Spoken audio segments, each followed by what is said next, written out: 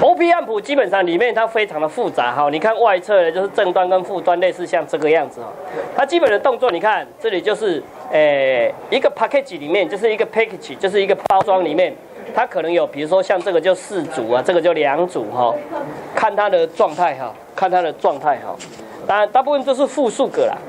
那 OP 暗谱长得什么样子？基本上它就是像类似这样子。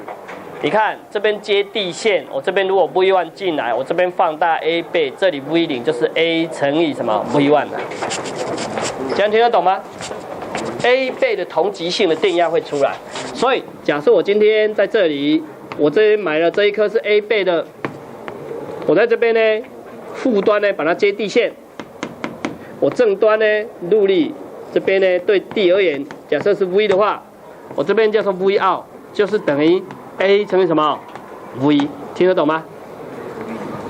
至于 A 倍怎么来，我们等一下会讲。你只要把它认为是 A 倍就可以了。负端、正端在这里，负端、正端在这里，正端接入力在这里。讲出来的话，你就可以知道说，我这里 V in， 这里就是变成 V0， 就是 A 倍乘以 V in， 这个倍率就跑出来了。那很多同学想说，怎么这么简单？其实它还有一个问题，就是在这里一定要什么？正的 VCC， 这里要什么？负的 VCC， 这样知道吧？哈，只是它省略这2条没有画而已，知道吧？哈，要记得哈，要记得。好，所以它的同极性的电压就出现啦。所以假设你看，我今天这里入力一个小的电压，我这边经过这个之后，就变成一个大的电压跑出来，这样知道是吧？那我这边如果我这边入力是负的话，我这边就是一个什么？负的跑出来，就是乘以 A 倍就跑出来啦。所以这个相同方向嘛，你看我这边是正端，这边就正端，我这边负端，另外一端是什么？也是负端，这样听得懂吗？这个就是所谓的正端的所谓的放大的现象，好，所以正端就正端，负端就负端，所以这个放大的倍率就是正的啦。这个放大倍率也是正的，因为它是负的入力，所以负的出来，所以也是正的。这边正的进去也是正的出来，所以这边也是正的，这样知道是吧？好，如果万一有一天我正端把它接地线，负端是入力的话，那变成什么样子？它就告诉你刚好是负向，这样知道是吧？所以它的极性就会反过来啊，反过来。所以为什么有人说，我这边正的入力，这边就是负的跑出来？很简单，你看我这边就变成这边是地线啊，对不对？我对这边而言。我这边是 V1 的话，这边就变成什么？负的 AV1， 这样知道是吧？负的 AV1。好，为什么有负的？其实它是抓这个电源做比较出来的，听得懂吗？抓负的电源出来做比较，而得到负的电压。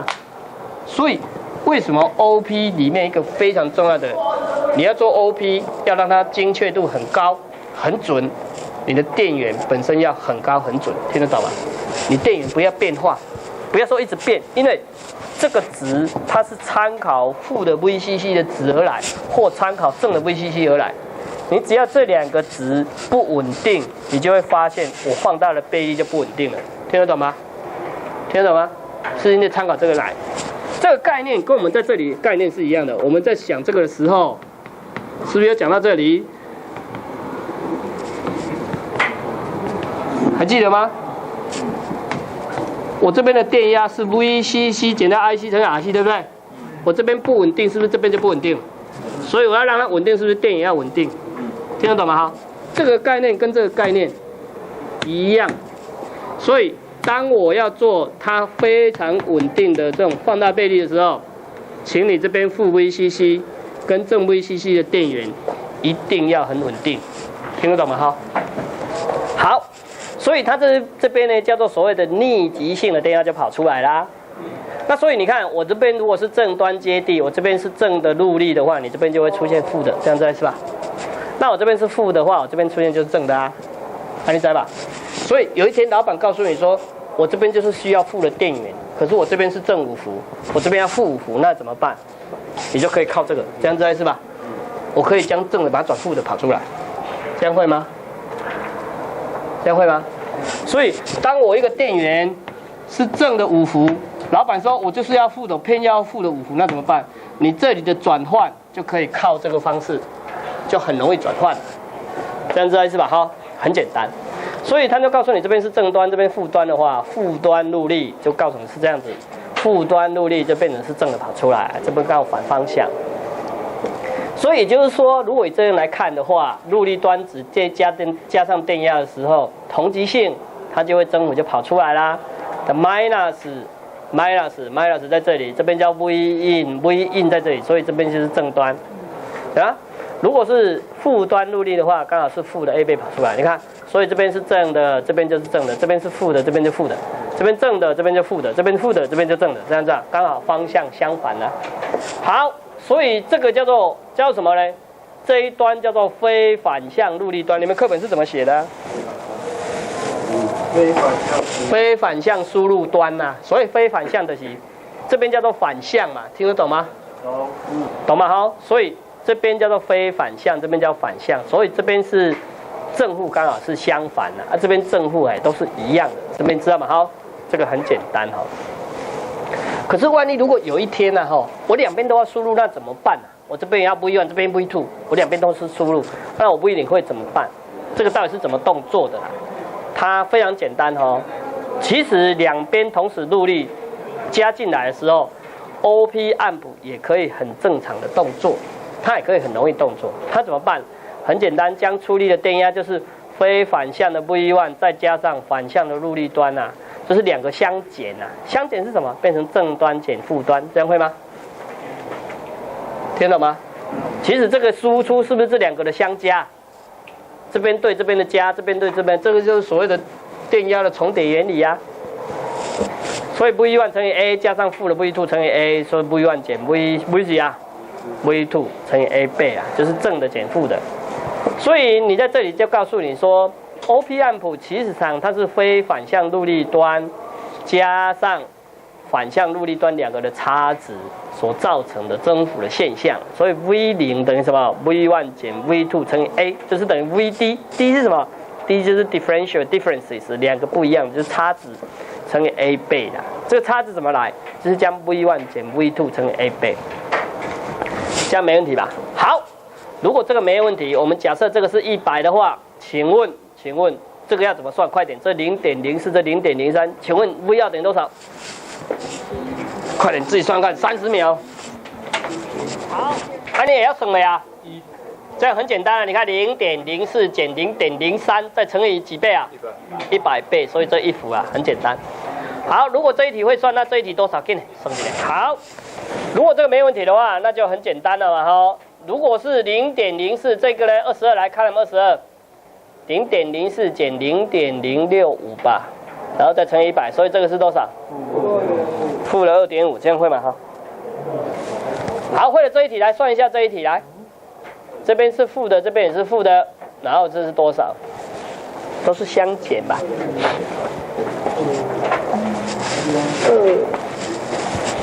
这样基本的概念就有了吧？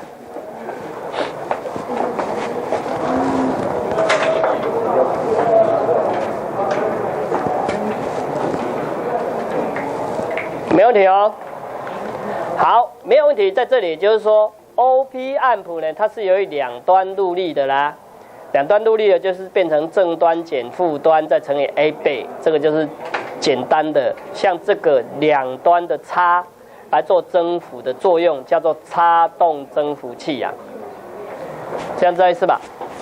好，差动增幅器一般非常非常的重要。我们来看一下为什么那么重要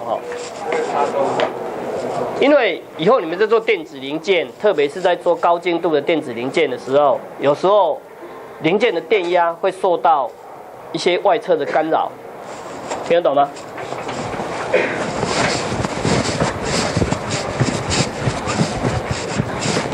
我怎么样减少干扰，或是说即使有干扰，我经过我处理之后，它出来就非常的干净。很简单，假设我这一条电路是这样子，我另外一条电路也是这样子。我这边电路有干扰，我干扰的时候一定是两个同时干扰，不是会干扰一个而已啊，这样知道意思吧？所以假设我如果没有做插动，我这边进来，跟原来的这一条进来，我这边是不是有差值跑出来了？假设我今天用了插动的方式，我这边有干扰，我这边两个也干扰，在这边减掉，这边是不是两个的差值了，听得懂吗？因为我这边干扰跟这边干扰，两个是不是互相差就把它剪掉，干扰值就被剪掉了，听得懂吗？用这个方式就可以解决外侧的干扰问题。所以很多电子零件，一些特别高精度的零件，它一定要做这些类似的东西。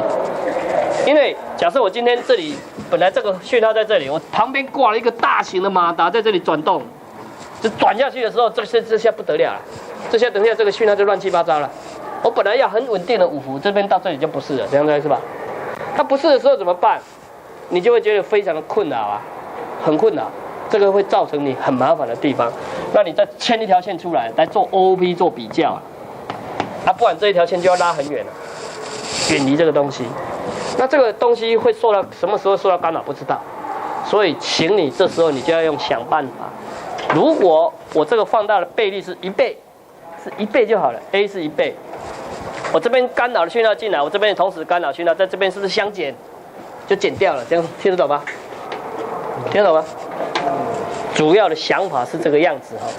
好，那其实这个放大的倍率 OP amp 跟这个类似啊。你看啊，这边就是出力 VCC 在这里嘛，对不对？基本上它就跟这个电晶体有一个类似的地方哈。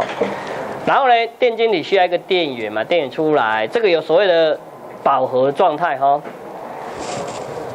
所以，但是 OP amp 一般呢，跟电压正负器呢需要Plus 跟 Minus 的同一个电源，你要同一个电源，你要2个电源，正跟负啦。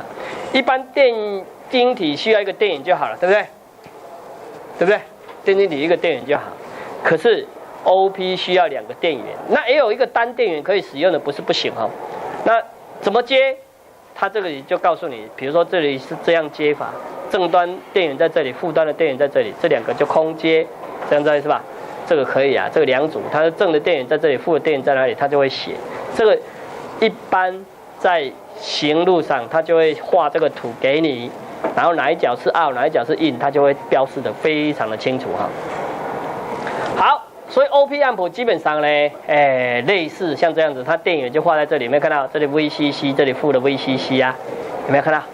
这是内部的状态，有这个电源，我这一颗东西才能动哈，才能做动啊。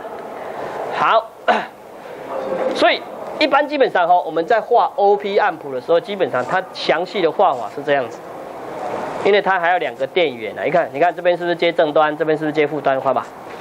可是，一般我们大家都认为它是一个很当然的，所以就变成简化，就变成这样子了，知道吗？简化的电路就变这样子了。那真正的话，应该是要画这样子才对，就像我课本上画的，现在这样子，知道吧？好，所以电源呢，一般我们都会用15伏啦，15伏。一般 OP 目前用最多的就是15伏，15伏，正负15伏啦。好，所以这是那到底要用哪一个呢？正负15，那可能有的可以用到18，也没问题，不会坏掉哈。但是你要小心，你要可以参考卡塔罗库，它会写哈，它会写得很清楚。你看这里。以 μA741来看的话，就是36伏，就是正负18伏啦，最大。你不要超过这个值，超过这个值，这个 μA741可能就烧掉了。好，你们下礼拜买，请你买这一颗 μA741，应该可以买得到。买1颗或2颗，因为这很便宜啊，1颗大概5、6块钱而已。μA741 OP amp。听得懂吗？请你买这一颗来哈。好，它是写36伏，36伏表示什么意思？就是正18，负18，这样子意思吧？哈。好，以μA741来看就是36伏，好，以这样来看大概就可以理解，你们大概就可以理解。你看这样进去就是 V1 减 V2 乘以 A 倍吧，这没问题哈。好，那2个差的入力方式大概就有这样的特性了，这从这里就很简单可以看得到哈。那基本上 OP amp 的特征是什么？就是这里非常的大，非常的大きい，有看吗？大きい ，A 就是很大啦 ，A 就是放大的倍率就很大。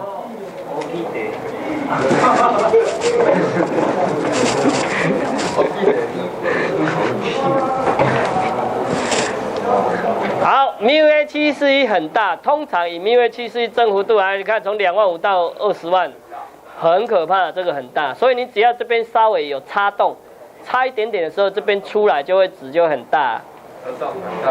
好，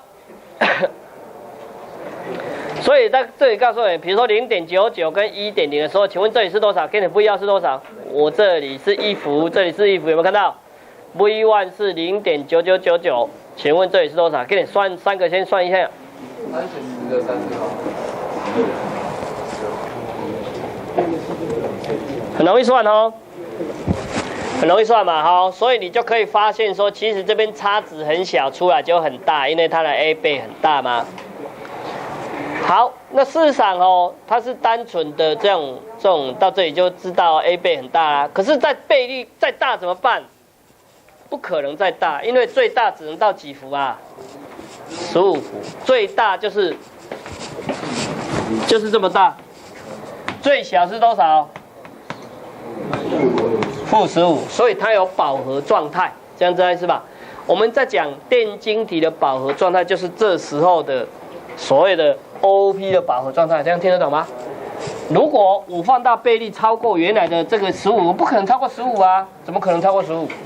因为我电源最多也15而已啊，不可能超过15，所以这个叫饱和了，饱和了，已经到底了，嘿，而且哦。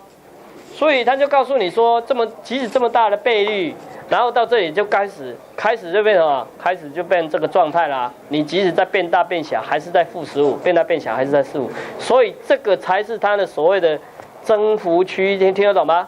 这两个状态是什么区啊？类似我们电晶体的饱和区啦，中间才是真的它这个差值的倍率。所以像这样的告诉你说，像这样的事情就可以从这里知道，如果两端入力电压加的时候完全是0的时候，它当然是0嘛，对不对？那只要电位差稍微你看有差一点点0.15个 mini 伏特的话，它差值呢乘以10的5次方倍就很可怕了，就变成几倍啊？15或是负的15啊，这样知道意思吧？所以你看我 V1 比较大一点点，比这个大一点点的时候出来就几伏啊？15嘛，比这个小一点点出来就几伏啊？负15，这样知道意思吧？那是不是很简单了？你看，我只要比原来的大一点点就15，比较小一点点就负15嘛。那我们以前做过所谓的史密特粗挖回路，它不是有一个区间吗？记得吗？有一个区间到这里就是 on 吗？对不对？到这里就是什么 off 啊？还记得这个吗？那史密特一次要搞4颗电晶体，很麻烦。那这样的话，那我用这个就好了呗。你看，这不很简单？我这边3伏就好，把它固定一个3伏电源在这里，对不对？我这边高3一点点，比3高一点点出来，这几伏啊？几伏？15伏啊。这是不是很简单？你就不用拿那么多电晶体了，你就不用做史密特粗挖回路了。这样会吗？你看，我如果将这个一接来电晶体的所谓的C级的控制，这样是不是很简单？我这边如果高于3伏的时候，这边出来几伏啊？15伏，是不是刚好驱动这个，刚好变 on？我这边低于3伏的时候，这边是几伏啊？负15，是不是不驱动 off？ 我看我关灯吧。你就本来将史密特粗挖回路这么复杂的东西，经过你这样子，是不是变得很简单了？听得懂吗？好，如果这个没问题，就很简单，明白吧？很简单哦。所以你看，我们只要将这个把它定成 VS 所谓的 standard 基准的所谓的临界点，我们超过临界点一点点，这里就是15；低于临界点一点点，这里就是几伏啊？负15，很简单就可以解决吗？不快吧？我 V1 大于 VS 就是正 VCC，V1 小于 VS 就是什么？负 VCC 啊，快吧？因为什么？这里前提是什么 ？A 要什么 ？A 要什么？很大吗？对不对 ？A 很大的时候就会造成这个现象啦。所以你看，为什么 A 很大？以 μA741来看的话，其实它就是很大，才会造成这个现象嘛。所以出来正15、负15这个现象。好，另外一个问题哈，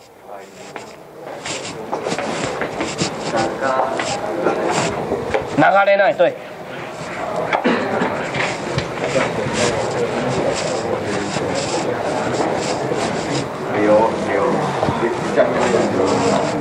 好，基本上哦，我们来看一下这个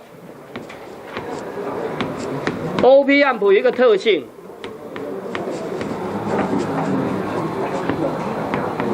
比如说这个是 VS standard 在这里。好，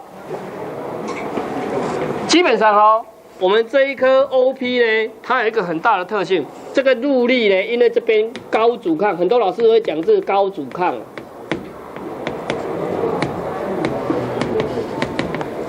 高阻抗就是电阻很大，这个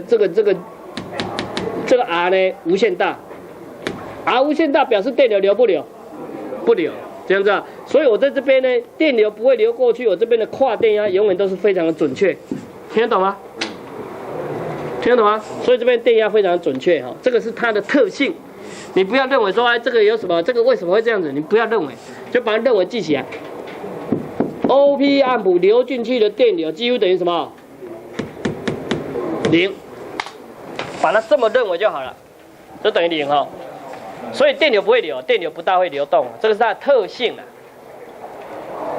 其实会流了，流很小了，80个 nano ampere， 所以有够小哈，我们都把它忽略掉，非常非常的小哈。所以这一颗来看，你看我们 IV 是不是要很小？当我 IA 远大于 IV 的时候，我这边是可以用什么分压来算，对不对？还记得吗？我们期中考刚考过嘛？记得吧哈？记得。期中考刚考过，所以 IA 远大于 IV， 所以我们 IV 把它认为是会多啊，很小啊。所以 IV 很小，我这边就可以用分压的概念，艺术是赶快呐，这样听得懂吗？所以你们在学这个时候，请你们再回到原来那个去看一下，还记得1比10倍吗？哎，这个要去看一下哈。那你就可以从这里知道，反正这电流流进去的很小就对了。所以你看我在这边呢，类似就像这样子啊，因为流的电流很小，所以就没有什么压降，所以内部因为阻抗关系就不会产生压降。所以我如果在这边做一个回路在这里，你看很简单啊。我给那里假设我在这边加一个回路进来，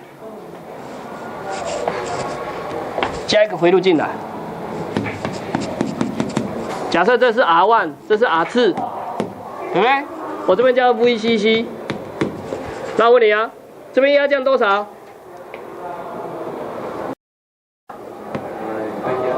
分压嘛，对不对 ？R1 plus R2 分之什么 ？R1 乘以 VCC。